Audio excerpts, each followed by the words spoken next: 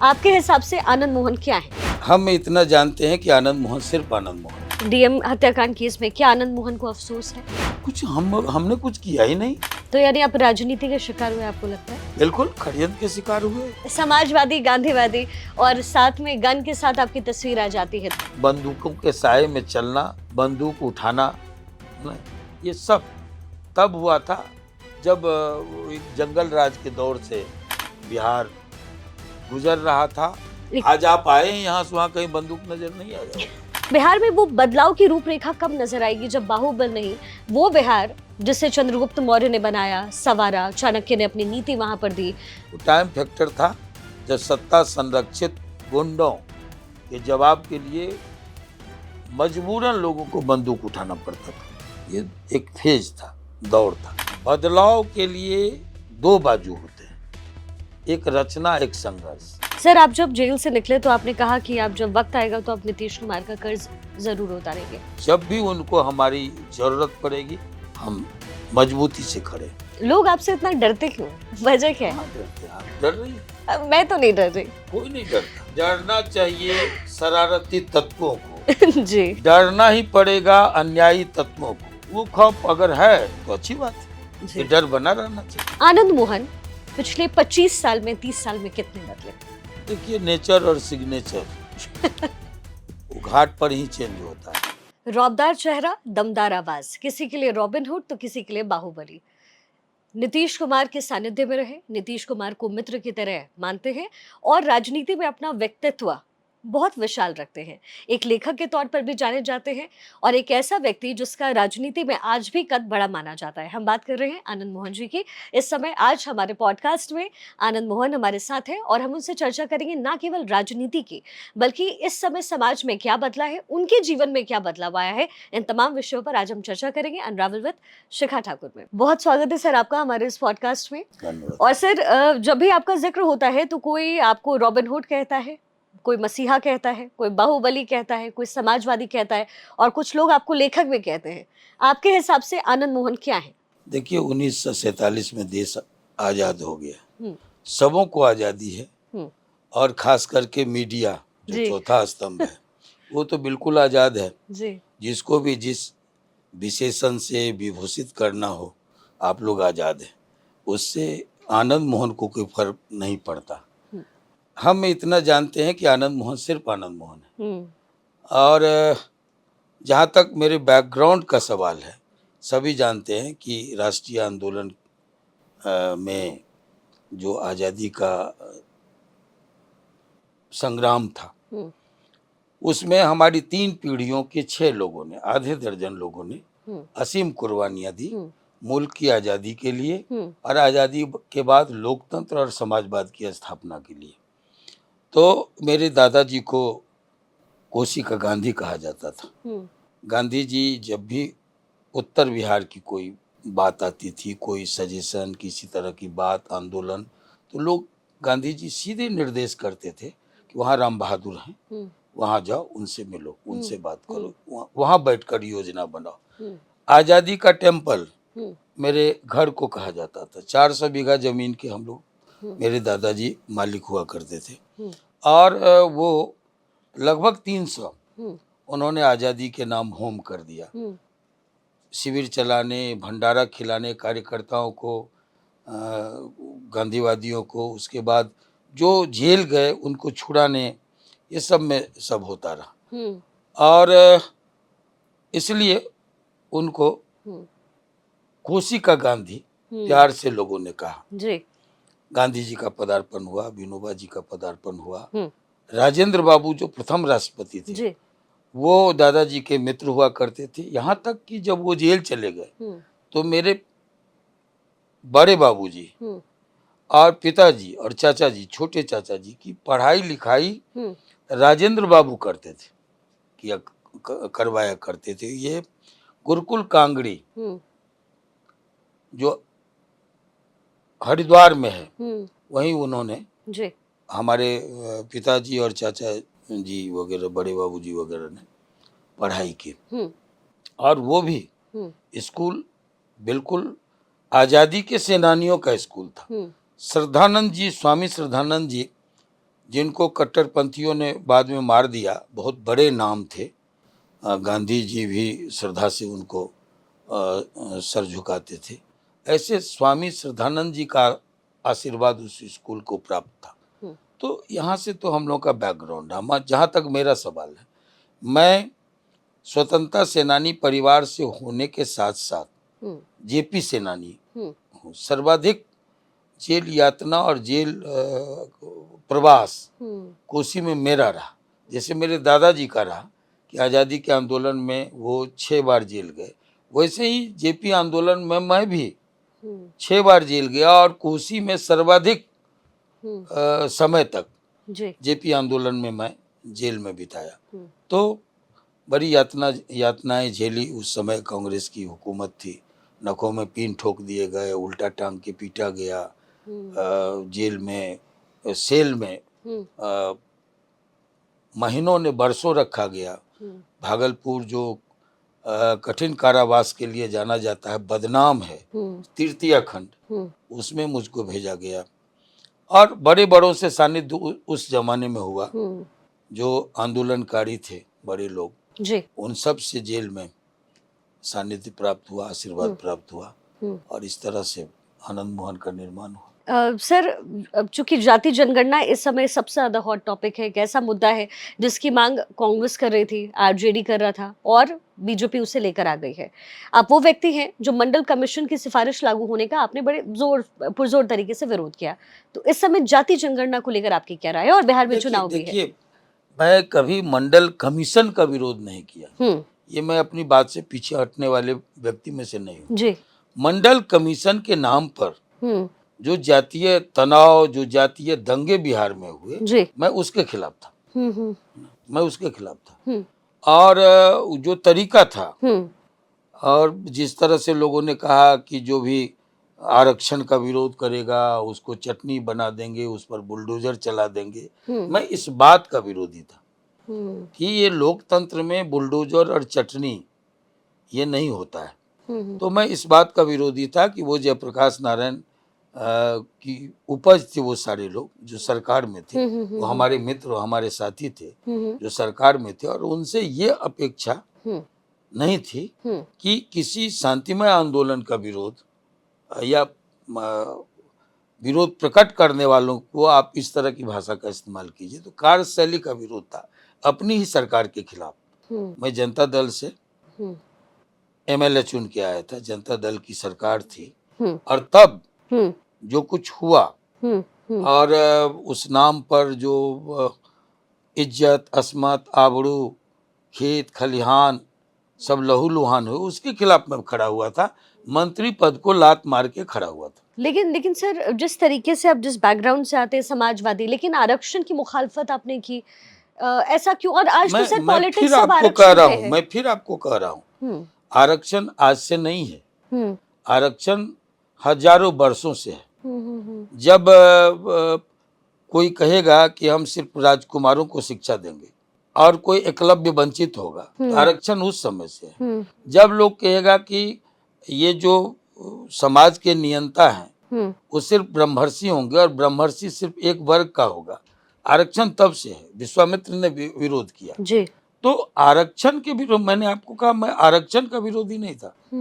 विशेष अवसर का सिद्धांत इस देश के पिछड़ों और दलितों ने नहीं दिया जी। विशेष अवसर का सिद्धांत जब संविधान सभा में 85% सवर्ण थे, तब उन लोगों ने विशेष अवसर के सिद्धांत को मंजूरी दी, मुहर लगाया। और तो इसलिए आरक्षण के नाम पर जो जातीय दंगे हुए, आरक्षण के नाम पर जो अबलाओं की इज्जत के साथ खिलवाड़ हुआ, आरक्षण के नाम पर जो पंडों के थूक से, उन्हीं के थूक से टीके मिटाए गए, आरक्षण के नाम पर जो नाम पूछ करके जनेऊ काटे गए, आरक्षण के नाम पर जो खेत खलियान लूटे, मैं उसके खिलाफ अपनी पार्टी की सरकार में खड़ा हुआ था। हक जितना चाहो शांतिमय तरीके से, लोकतांत्रिक तरीके से आप ले सकते हैं, आप लड़ सकते हैं, लेकिन उसमें जाति पूछ के दंगे भड़काए जाएं, अबलाओं की इज्जत के साथ। तो ये देश बहुत संवेदनशील है। एक सीता के अपहरण पर रामायण की संरचना हो गई, लंका ध्वस्त हो गया। एक द्रौपदी के चीरहरण पर महाभारत हो गया जी। और धरती वीर विहीन हो गई। तो ये बड़ा सेंसिटिव देश है। यहाँ अबलाओं की इज्जत के से खिलवाड़ कोई करेगा और कहेगा कि ये मांग है मेरी, इस मांग के तहत हम ऐसा कर रहे हैं, तो ये इस जुल्म की इजाजत कोई नहीं दे सकता।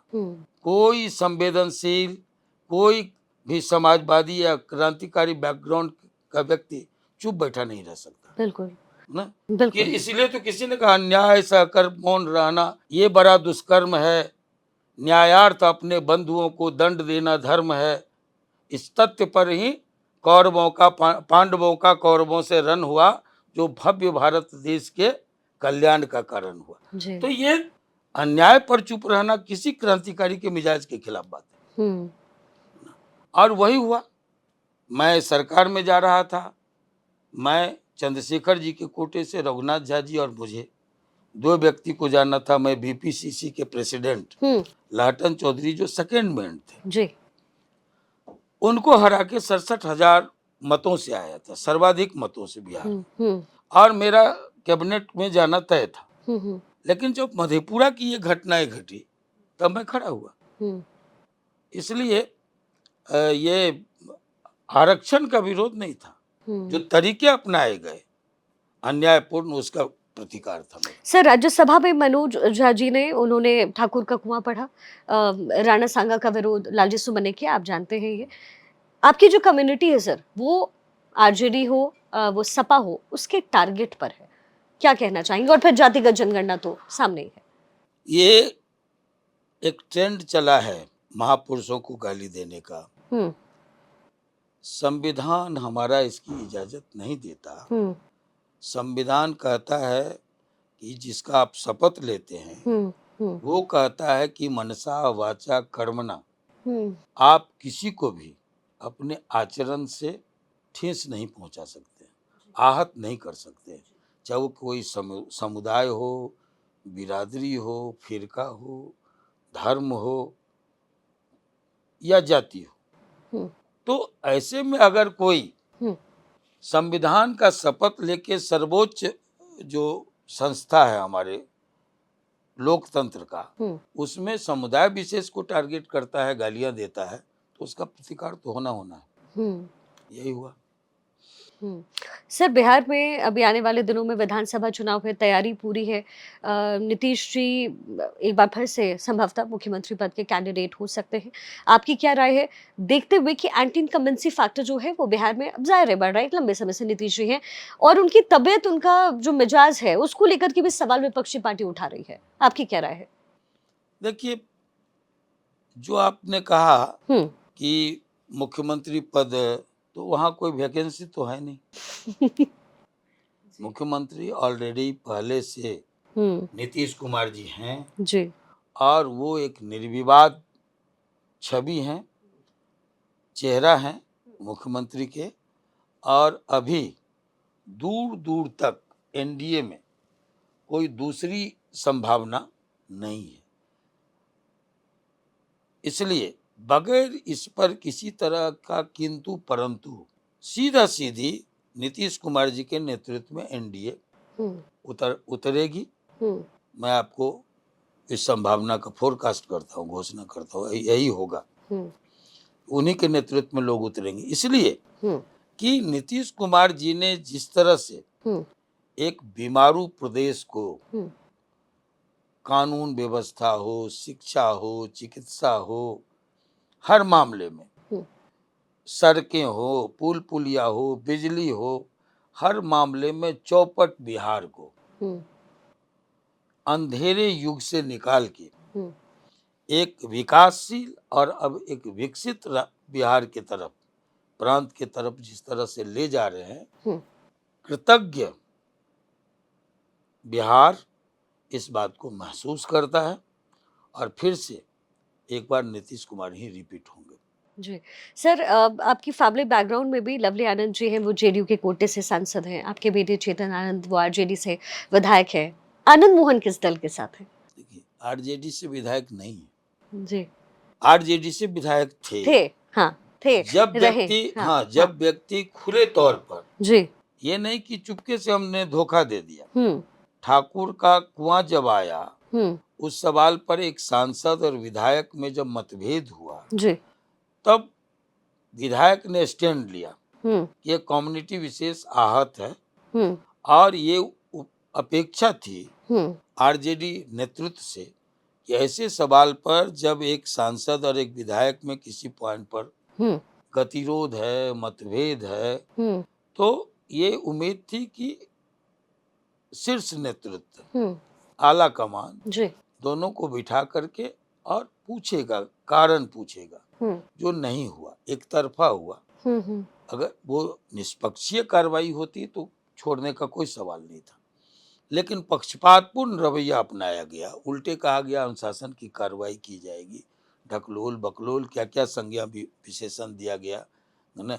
जो वेलहम बॉयज से पास आउट हो, जो सिम्बायसिस पुणे का प्रोडक्ट है, हाँ टॉपर स्टूडेंट रहा हो, उसको आप कुछ भी कह दीजिए कि मूर्ख है, अकलोल बकलोल है। तो ये सब लगा कि अब यहाँ टिकना ठहरना मुनासिब नहीं है, तो बगावत करके, खुलेआम बगावत करके आया।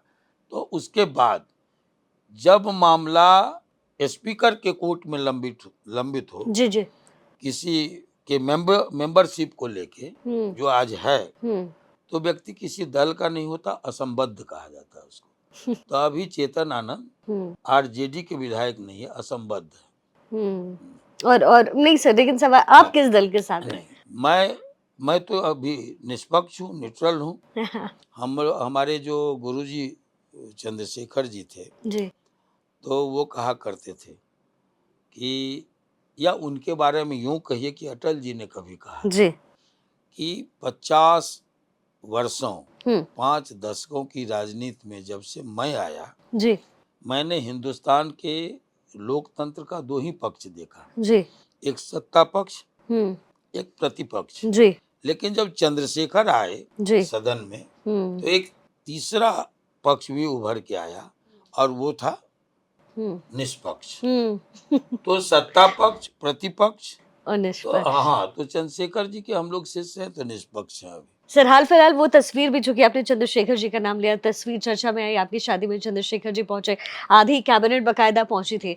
तो सर, आपकी राजनीति में उनका योगदान क्या है? आपको राजनीति में लाने का, क्या ये कहा जाए कि नहीं, वो, लाने में योगदान नहीं है, अच्छा, लाने में उनका कोई योगदान नहीं है। हाँ, हम लोग जयप्रकाश नारायण से प्रभावित होकर के जब आए हम्म संघर्ष में, जेपी आंदोलन में, तो उस समय कांग्रेस के सांसद हुआ करते थे। अच्छा, इमरजेंसी के दरमियान, आंदोलन के दरमियान, हम्म उन्होंने कहा था, इंदिरा जी को सजेशन दिया था हम्म कि जब जब सत्ता संत से टकराती है, जी, पराजय हम्म सत्ता की होती है, हम्म संत विजित होते हैं, हम्म जीतते हैं, इसलिए आप ऐसा हठ मत ठानिए। हम्म जयप्रकाश नारायण एक राजनीतिक संत हैं, और उनसे टकराना मुनासिब नहीं है। वो सन 42 के क्रांति के अग्रदूत रहे हैं, अगवा दस्ता रहे हैं, हम्म और वो साधारण व्यक्तित्व के मालिक नहीं है। आपके पिताजी हम्म उनका बड़ी समादर करते थे। हम्म तो ऐसे में हम्म उन्होंने सजेशन दिया, हम्म उल्टे इनको हम्म इमरजेंसी की काली अंधेरी रात को, जब हम्म ये लगभग 72 सांसदों के साथ हम्म आदरणीय चंद्रशेखर जी जेपी से मिलने, हम्म या जेपी को अपने आवास पर आमंत्रित किए, हम्म चाय पर 72 सांसद कांग्रेस के इकट्ठा हुए, तो कान खड़ा हुआ जी, इंदिरा जी का। हम्म और जो रामलीला मैदान में हम्म 5 लाख लोग इकट्ठा हुए थे, हम्म इलाहाबाद हाईकोर्ट के फैसले के बाद, जिसमें इनकी मेंबरी, हम्म इंदिरा जी की मेंबरी बर्खास्त कर दी गई थी, हम्म 5 लाख लोग जमा हुए थे इस्तीफा हम्म के डिमांड को लेके। और उसी रात हम्म शाम में चंद्रशेखर जी 72 सांसदों के साथ, रामधन, श्रीकांत, हम्म ये कृष्णकांत, रामधन, हम्म मोहन धारिया, हम्म चंद्रशेखर जी जैसे यंग टर्क लोग, हम्म जो कांग्रेस में यंग टर्क कहा जाता था, हम्म जब ये लोग चाय पर इकट्ठे हुए जेपी को बुला के, हम्म उसी रात में इमरजेंसी लगी, और इमरजेंसी की रात में हम्म, उनको गिरफ्तार करके जेल भेजा गया। तो चंद्रशेखर जी उसमें आधी लड़ाई के बीच में आए थे जेपी आंदोलन में, अच्छा हम अच्छा। लोग पहले से थे। हाँ। लेकिन वैचारिक तौर पर चूंकि एक समाजवादी पुरोधा थे और उनका जो कार्यशैली था, हम्म, उनका जो लाइफ स्टाइल था, वो 100% नख से सिख तक भारतीय और समाजवादी था। हम्म, वो गांधीवादी समाजवाद के पुरोधा माने जाते थे और उनका हर एक कदम हम लोगों को अपील करता था, एक मैसेज था उनका जीवन। हम्म। ऐसे में हम लोग चंद्रशेखर जी के करीब आए, मरते दम तक चंद्रशेखर जी को अपना आदर्श और अपना नेता मानते रहे। सर, कोसी और सीमांचल के एरिया में आपके और पप्पू यादव के अदावत की खूब खबरें रही। हालांकि हो सकता है ये पुरानी भी बात हो गई हो, लेकिन आज आपका स्टैंड इस पर क्या है? अभी भी मुलाकात मेरी उनसे भी हुई थी, लेकिन क्या स्टैंड है आपका? नहीं नहीं, दोनों के रिश्ते कैसे तब हैं भी अब? कोई अदावत नहीं थी। हाँ। तब मैं ऐसा मानता हूँ कि मेरे अनुज हम्म, वो गफलत में थे हम्म, और लालू जी हम्म, के कहे पर या उनके इशारे पर कभी कभार हमारे सामने आ जाते थे। मेरी लड़ाई तो थी लालू जी के कार्यशैली के खिलाफ। हाँ, उस जमाने में जो जिस दौर को जंगल राज कहते थे हम्म, उसके खिलाफ हम्म, अपने दल में। हम्म, और ये निर्दल थे। निर्दल होते किन कारणों से वो उनके साथ उनके कहे पर हमारे सामने आते थे वो उनका था। लेकिन जब हम लोगों की एक बार मुलाकात हुई, कुमुद रंजन झा जी के चैम्बर में, हम्म, मर गए, हम्म, कांग्रेस के नेता हुआ करते थे, किसी कमेटी के अध्यक्ष थे हम्म, और इनकी शादी थी हम्म, पप्पू जी की। हम्म, तो उन्होंने आमंत्रित भी किया और 1 डेढ़ घंटे तक हम लोग की बातचीत हुई हम्म, और तय उन्होंने ये कहा था हम्म, कि आप मेरे अगर आप हमको फ्री करें हम्म, हम्म, तो मैं भी लड़ूंगा हम्म, इस जंगल राज के खिलाफ। हम्म, और लेकिन वो मुसीबत है कि आप सामने आ जाते हैं। तो हमने कहा कि मैं कभी सामने किसी के नहीं आता। जो सामने आता है हम्म, तो जो छात्र धर्म है उसमें हम लोग पीछे हटने वाले भी नहीं हैं। तो एक एक तरह की बातचीत और बड़ी बड़ी सद्भावपूर्ण बातचीत हुई। और उसके बाद से मैंने कहा था कि जब तक आप मेरे रास्ते में नहीं आएंगे, हम्म, आपकी तरफ से चुनौती नहीं होगी, तय मानना कि हमारी तरफ से कोई व्यवधान उपस्थित नहीं किया जाएगा। न वो हमारे रास्ते में आए हम्म। और न हम जो है अ, तो ये कि जो कृत्रिम टकराव की बातें लाई जाती थी, सामने लाया जाता था, वो सब बंद हुआ और आज भी रिश्ते अच्छे हैं। रिश्ते अच्छे हैं अब। सर, अब बिहार विधानसभा चुनाव को लेकर के तेजस्वी यादव, ज़ाहिर है लालू यादव उनको मुख्यमंत्री बनाना चाहते हैं। तेजस्वी यादव को राजनीति में आप कैसे देखते हैं? देखिए, बनाना चाहते हैं, ये तो पितृधर्म है। जी। हर पिता चाहता है हुँ, कि मेरा बेटा लंबी रेस का घोड़ा साबित हो, लंबी उड़ान भरे, हुँ, मुख्यमंत्री बने, प्रधानमंत्री बने, ये तो सबका सपना होता है। हुँ, लेकिन इस सपने को लोकतंत्र में साकार कौन करता है? हुँ, जनता। तो ऐसे में जनतंत्र की भाषा का इस्तेमाल होना चाहिए। हुँ, लालू जी एक परिपक्व लीडर हैं। लालू जी हम कहा करते हैं कि एक ऐसा विरल व्यक्तित्व है, प्राय देखा जाएगा हुँ, कि किसी व्यक्ति को सत्ता है तो लोकप्रियता नहीं है, हुँ, लोकप्रियता है सत्ता नहीं है। हुँ, लेकिन लालू जी अकेले ऐसे व्यक्तित्व हुए इस देश में, मैं ऐसा मानता हूँ, जिनको सत्ता भी हुँ, थी और लोकप्रियता भी थी। ज़ाहिर है, हाँ, बिल्कुल। बावजूद इनके उनको इतिहास पुरुष होना चाहिए। जिस तरह से वो गरीबों को आवाज़ दिए, जिस तरह से वो गरीबों की लड़ाई लड़े, वो एक इतिहास है हुँ, हुँ, और उज्जवल इतिहास है, कोई कमज़ोर इतिहास नहीं। बावजूद इसके वो कहाँ भटके, कहाँ उन पर ये इल्ज़ाम लगे और फिर कहाँ से कहाँ ये भटकन उनको पहुँचाई, ये समीक्षा उनको करनी चाहिए। लेकिन आज भी, तब भी मैं इसके खिलाफ खड़ा हुआ था जो असेंबली में लोगों ने कहा था कि जो आरक्षण का विरोध करेगा उसको बुलडोजर चला देंगे और चटनी बना देंगे। और आज भी इस भाषा का मेरा विरोध है कि दुनिया की कोई ताकत तेजस्वी को मुख्यमंत्री बनने से रोक नहीं सकता। ये एक पिता का अरमान हो सकता है, लोकतंत्र की भाषा नहीं हो सकती। इसलिए कि जनतंत्र में असली मालिक जनता है, फैसला वो करेगी कि कौन सत्ता के शीर्ष तक पहुंचेगा। कोई पिता, कोई भाई, कोई परिजन इस तरह की घोषणा नहीं कर सकती, और अगर इस तरह की घोषणा लोग करते हैं तो इसमें अहंकार की बू आती है और इसको लोग लायक नहीं करते जनतंत्र में। सर, नीतीश कुमार का इस समय उनकी हमने बहुत सारी तस्वीरें देखी, ऐसा लगा तबीयत बिगड़ी है क्या उनकी अभी, हालांकि संशय का विषय है। निशांत को लेकर के भी सर चर्चा हो रही है कि निशांत कुमार जो है नीतीश के बेटे, वो राजनीति में आ सकते हैं, और इनफैक्ट जो विपक्षी पार्टीज है, जो तेजस्वी है, वो कह रहे हैं कि उनको आना भी चाहिए। इसकी वजह क्या है, क्यों ऐसा वो कह रहे हैं? और निशांत क्या आ रहे हैं सर? कहा हाँ, निशांत आ रहे हैं क्या सर? कोई चाहे हमारे अनुज अशोक चौधरी जी माननीय मंत्री हों कि तेजस्वी यादव हों, कोई बाद में कहा। सबसे पहले मैंने कहा था कि अगर कोई पढ़ा लिखा नौजवान राजनीति में नई पीढ़ी अगर आती है तो वेलकम होना चाहिए, ये मैंने कहा था, सबसे पहले मैंने कहा था। तो अगर ये तो फैसला निशांत का होगा, ये मैं नहीं समझता कि नीतीश कुमार जी का भी फैसला हो।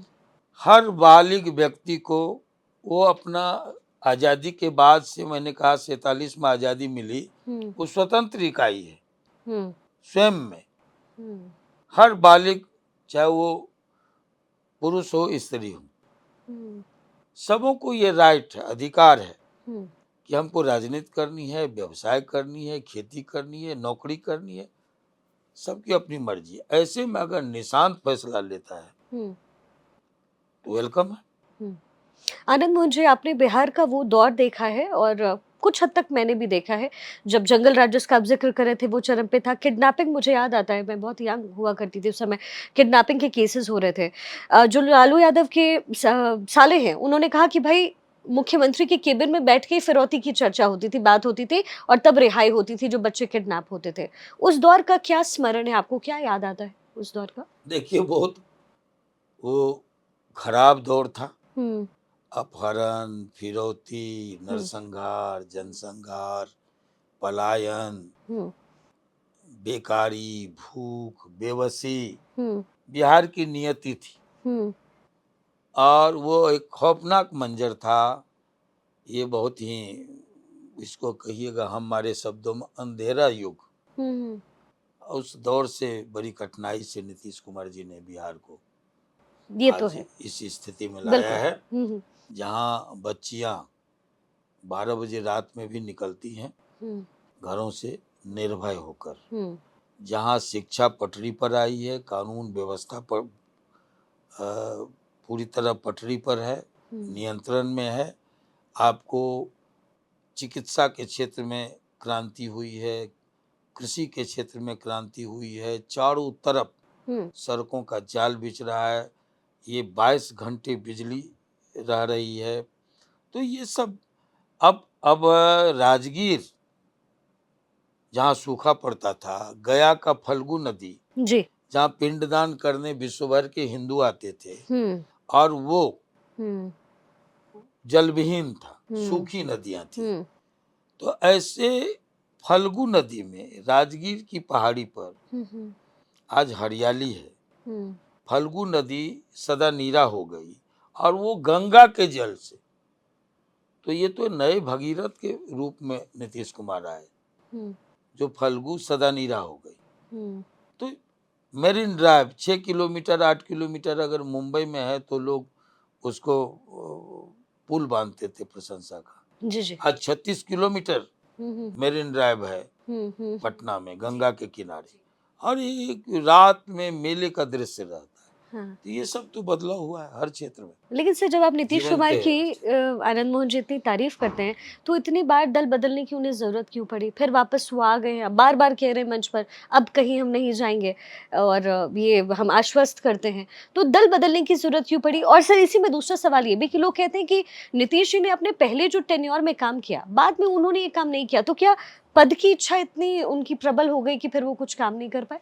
ऐसा विपक्षी कैसे पार्टी भी जो कहती है। काम आप अभी मैं आपको कहूंगा काम के बारे में, हम्म। ये काम ही है हम्म।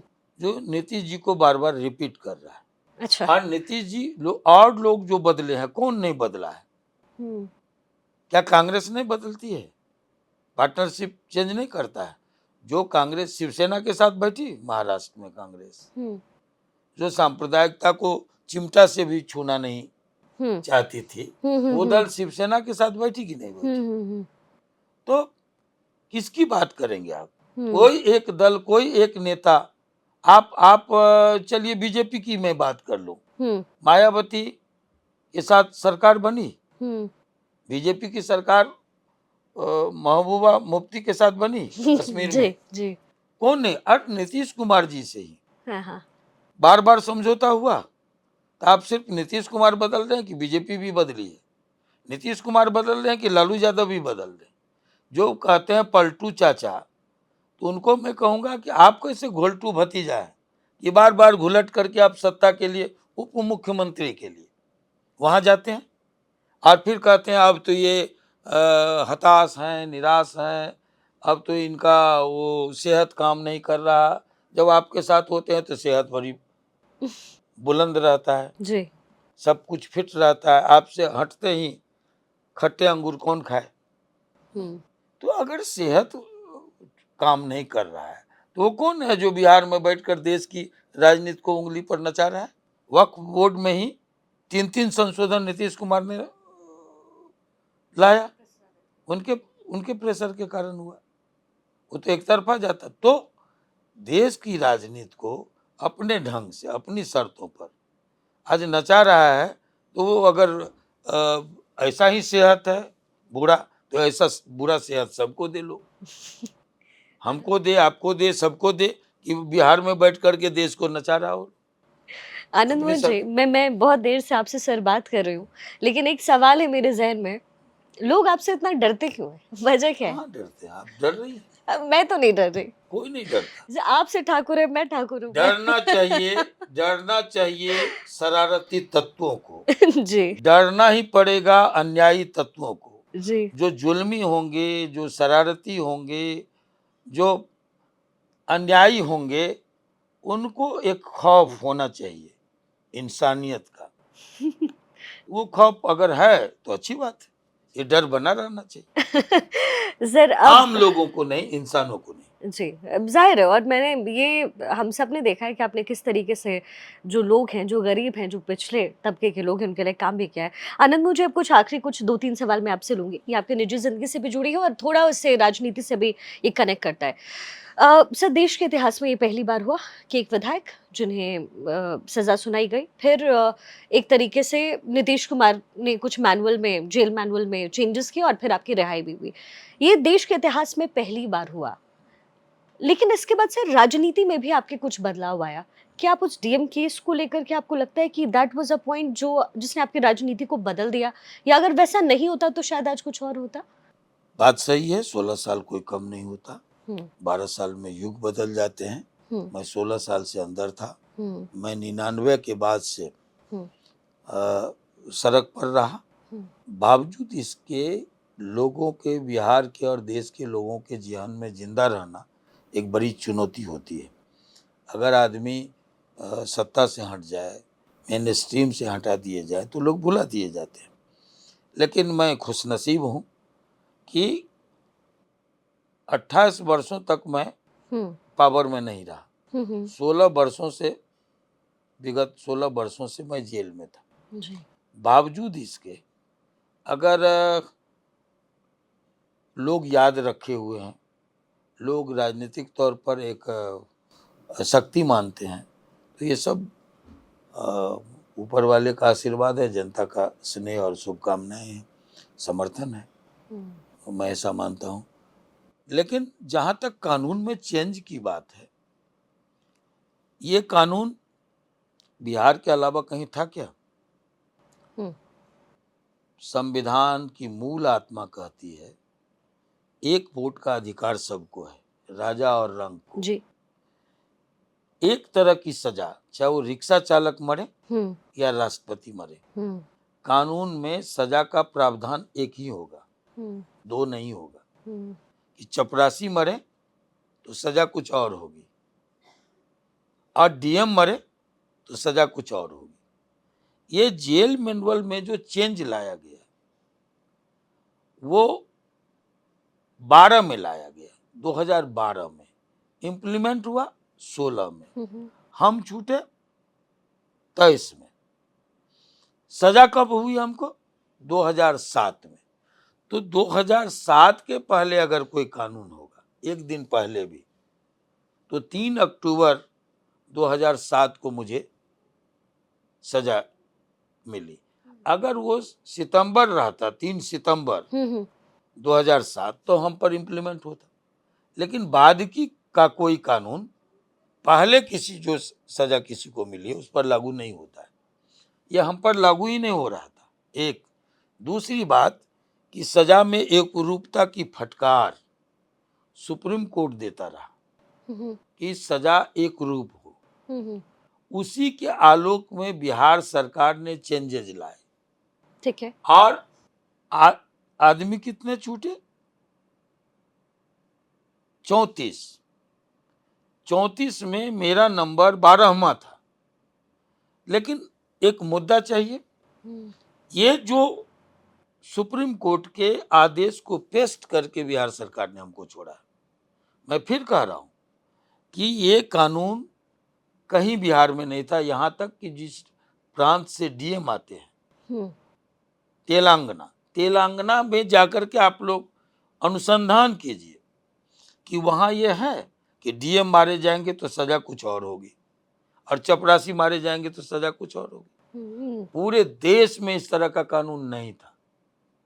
ये नियम 2012 में लाया गया, 16 में इंप्लीमेंट किया गया, 2007 पर लागू नहीं होता है।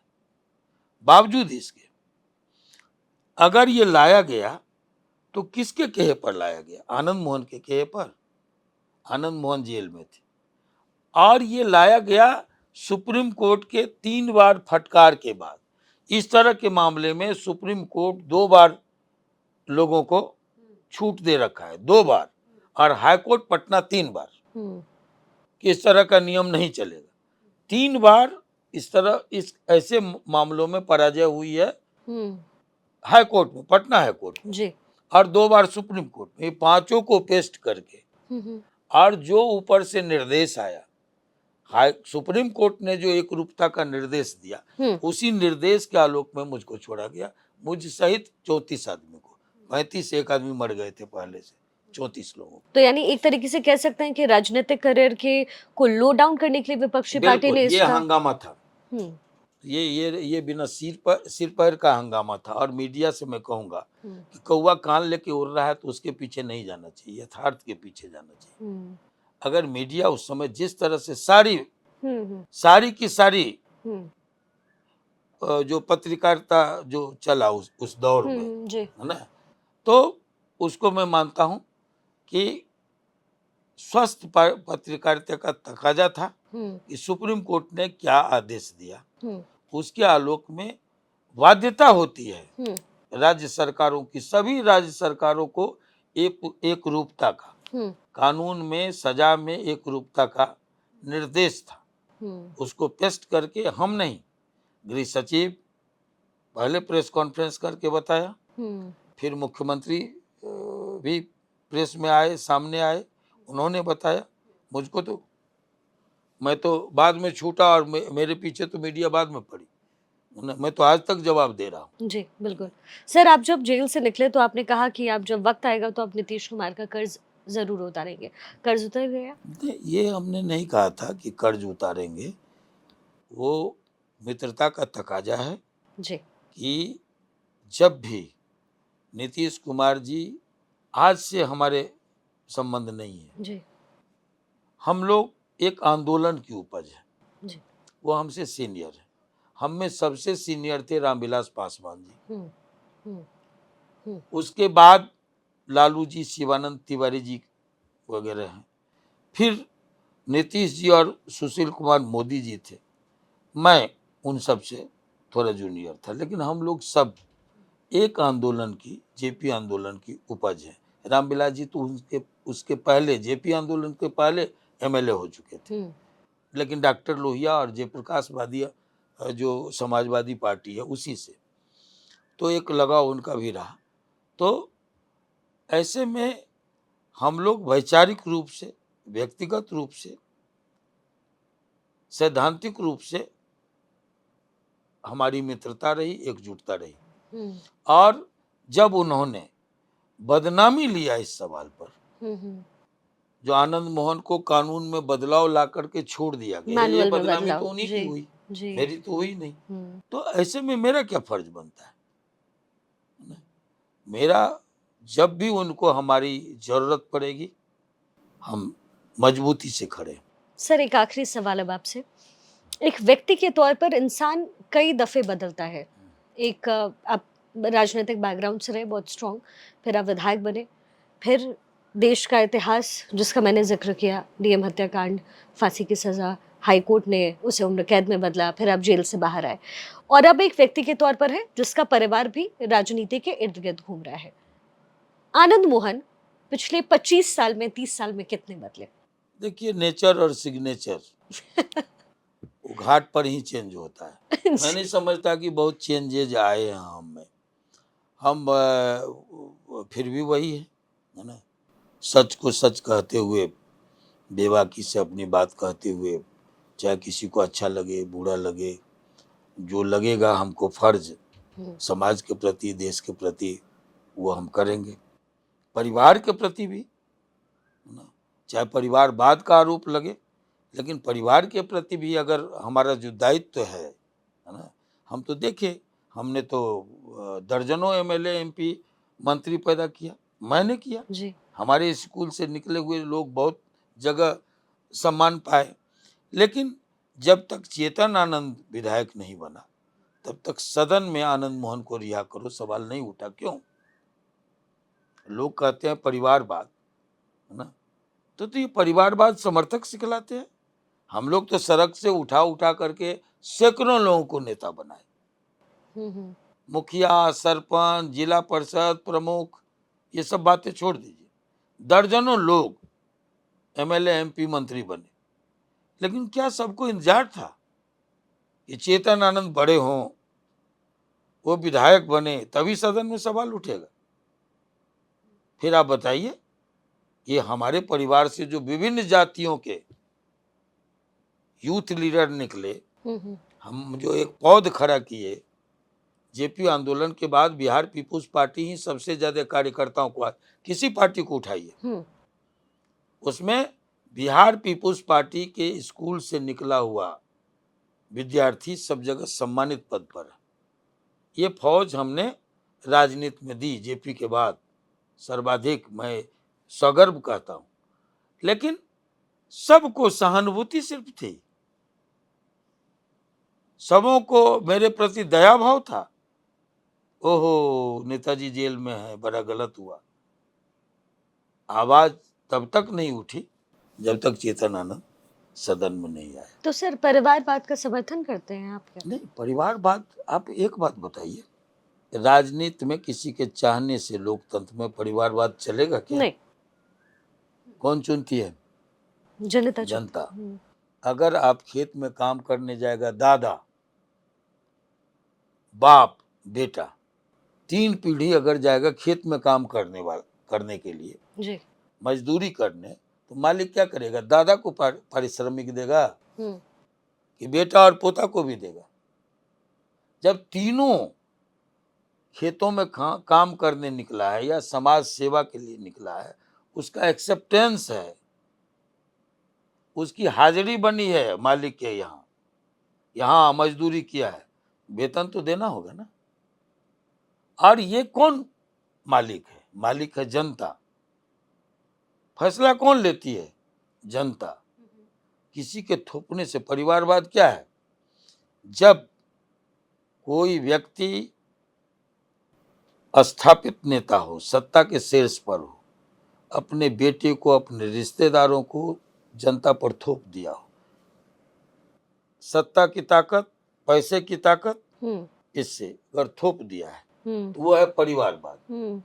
चाहे उस लायक हो, नालायक हो, अकलोल हो, बकलोल हो, ढकलोल हो, आप सत्ता के शीर्ष पर हैं, पहुंच वाले हैं, आपने अपने संतति को थोप दिया तो वो परिवारवाद है। लेकिन व्यक्ति जब जेल में है, उसकी विरासत दादा के जमाने से, आजादी के जमाने से लाठी, गोली, जेल, मौत, जिस फांसी का जिक्र आपने किया, ये संघर्ष का प्रतीक है। बिहार का बच्चा बच्चा जानता है कि हम षड्यंत्र के तहत हमें सजा मिली है।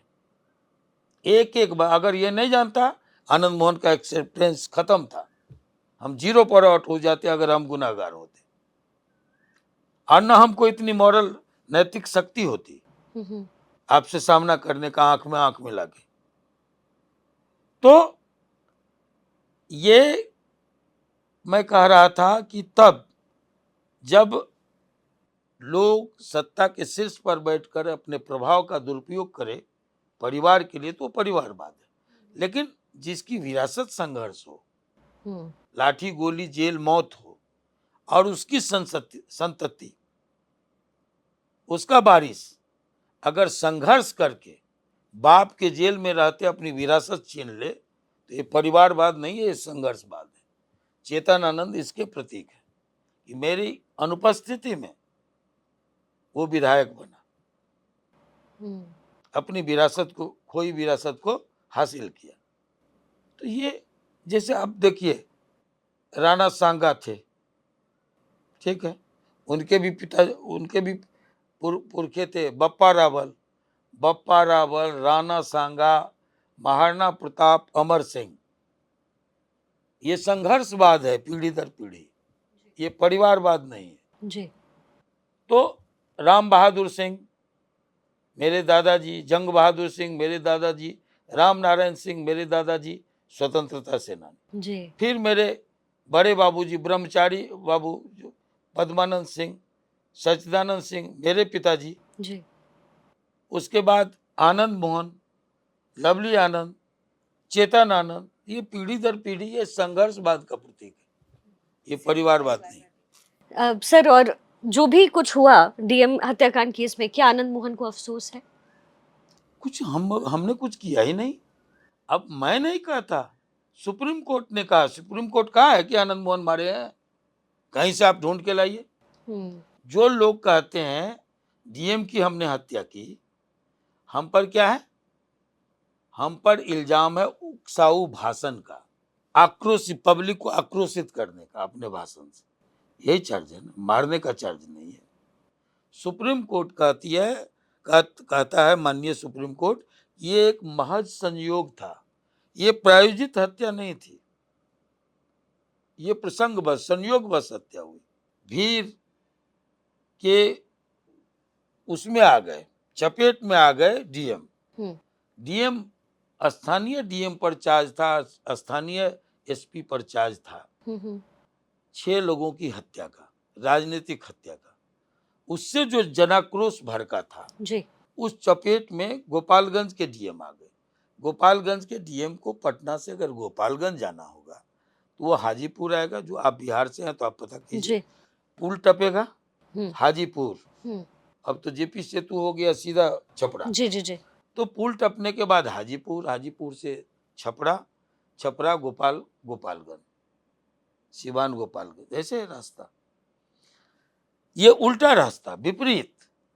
उस दिन गोपालगंज के डीएम मुजफ्फरपुर क्या करने गए थे, ये आज तक रहस्य है।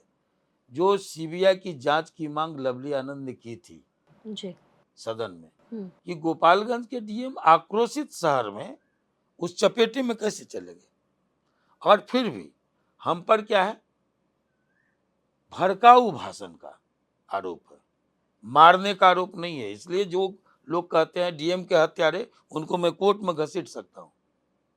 मैं डीएम का हत्यारा हूं ही नहीं, डीएम के हत्यारे कोई भुटकुन शुक्ला पर आरोप था, इतना गोली मार के निकल गए, ठीक है। हम पर भड़काने का था, माने हमने हमारे भाषण से आक्रोशित भीड़ के चपेट में हुआ है, ये हम पर है।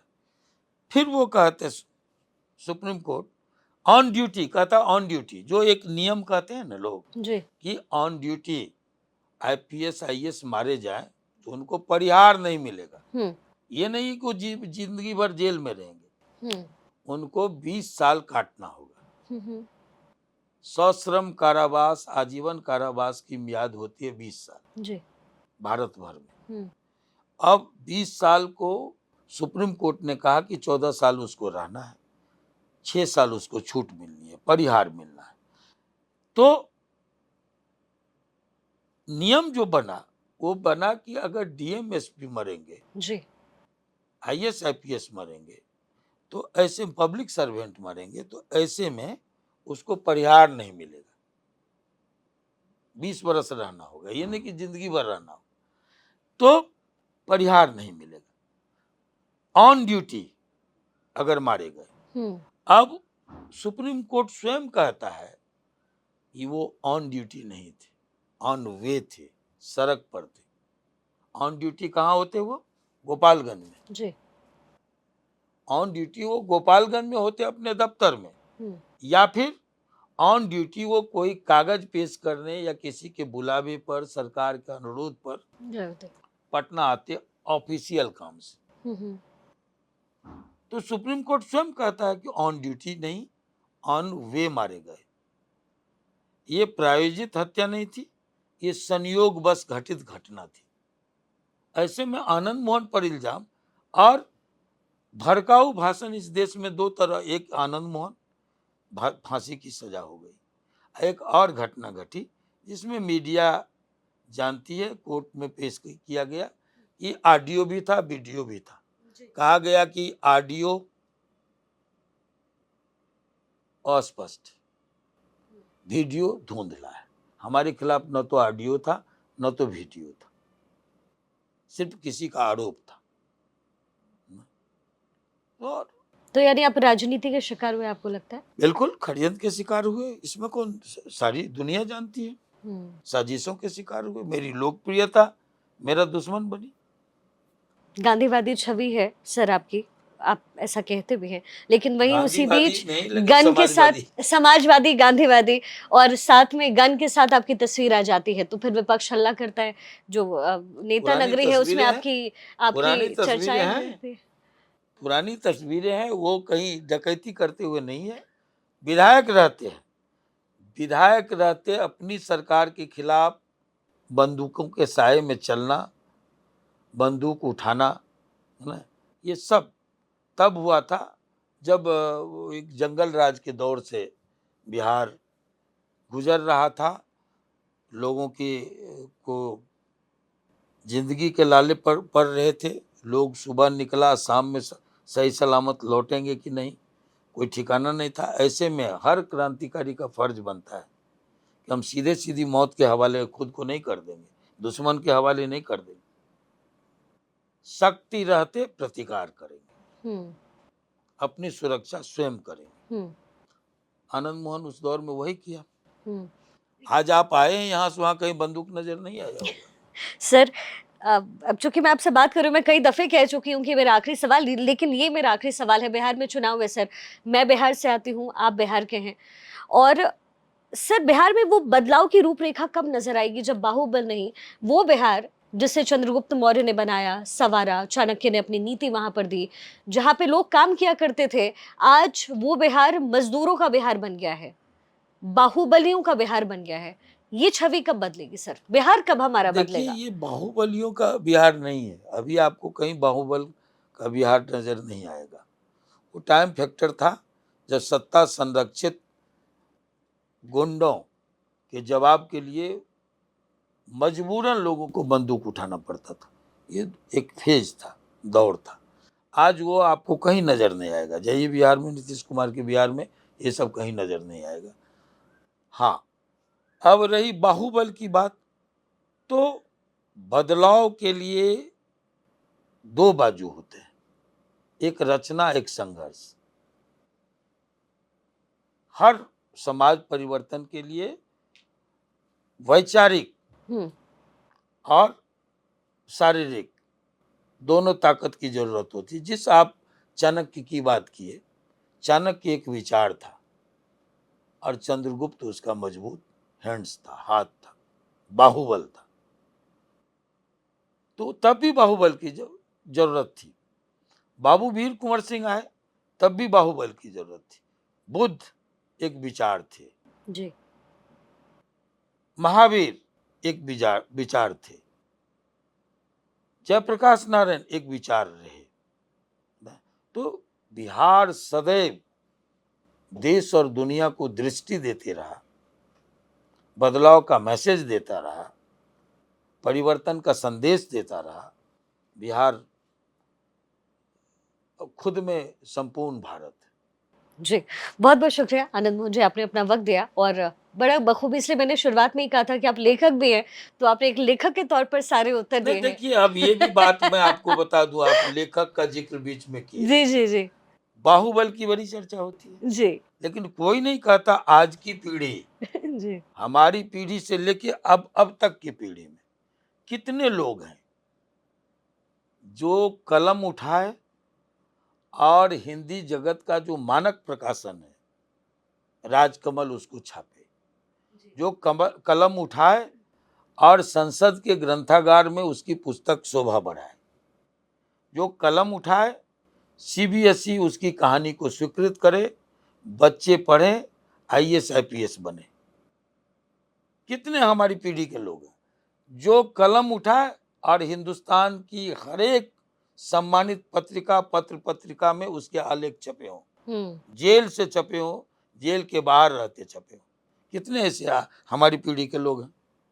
अब गांधी स्वयं निकालते थे अखबार, चंद्रशेखर तक की पीढ़ी, लोकमान्य तिलक, नेहरू राइटर भी थे, फाइटर भी थे। तो ये सब उस पीढ़ी को छोड़ दीजिए जी। जिसमें लोकमान्य तिलक हुआ करते थे, जिसमें गांधी हुआ करते थे, जिसमें डॉक्टर लोहिया हुआ करते थे, जयप्रकाश नारायण भी राइटर थे, चंद्रशेखर जी तक ये चली। अभी हरवंश भाई हैं, वो पत्रकारिता से आए, उपसभापति हैं, है ना। वो एक दुर्लभ अलग बात है, पत्रकारिता से आए। नेताओं में आज की पीढ़ी से लेकर हमारी पीढ़ी तक, हम अब हम लोग शीर्ष पीढ़ी हो गए। जी, जी। हाँ, अब हमारे अब अलग बात है कि आप हमारी उम्र को जो भी एनालाइज अंदाजा करते लगाइए, हैं। हाँ। लेकिन हमने कहा कि हम लोग की पीढ़ी से थे सबसे वरिष्ठ रामविलास जी, शिवानंद तिवारी जी, जी। उसके बाद लालू जी, उसके बाद आपको सुशील कुमार मोदी जी, जी। नीतीश जी, मैं, ऐसे हम लोग हैं। जी। कई लोग उठ गए, चले गए। हम्म, तो हमारी पीढ़ी से अब जो नई पीढ़ी है हम्म, उसमें कलम से कितने लोग वास्ता रखते हैं, कौन कौन कहानीकार हैं, किनकी आधे दर्जन से अधिक किताबें छपी है, मेरी छपी है। तो अब आप कलम बली तो नहीं कहेंगे, लेकिन बाहुबली तुरंत कह देंगे। और बाहुबली कहने से हम इनकार भी नहीं करते। जिनकी बाहों में ताकत ना हो वो गरीबों की रक्षा कैसे करे, वो अन्याय के खिलाफ भिड़े कैसे, जुल्म पर अड़े कैसे। इसलिए बाहों में तो ताकत होनी ही चाहिए, लेकिन इसमें भी, भेजे में भी और कलम में भी ताकत होनी चाहिए। परिवर्तन के लिए जरूरी है। सर, एक लेखक के तौर पे अपने आप को आप जिस तरीके से देखते हैं, कुछ आपका लिखा हुआ मैं 2 लाइन सुन सकती हूँ क्या? अगर आपको याद हो, आपके ज़हन में हो अभी तो? कोई ऐसी चीज़ 2 लाइन? चलिए, बहुत होता है, हम आपको दे देंगे। चलिए ठीक है। बहुत-बहुत शुक्रिया सर। और वाक़ई एक नेता के तौर पर, एक लेखक के तौर पर भी मैं आपको समझती हूँ, मैंने भी आपकी बहुत सारी चीज़ें प्रकाशित पढ़ी है। और जिस तरीके से आप आगे बढ़े हैं, हम उम्मीद करते हैं और आप आगे बढ़े और चेतन को आपका सानिध्य प्राप्त हुआ है, ये सबसे बड़ी बात है। बहुत-बहुत शुक्रिया हमारे पॉडकास्ट में आने के लिए। शुक्रिया।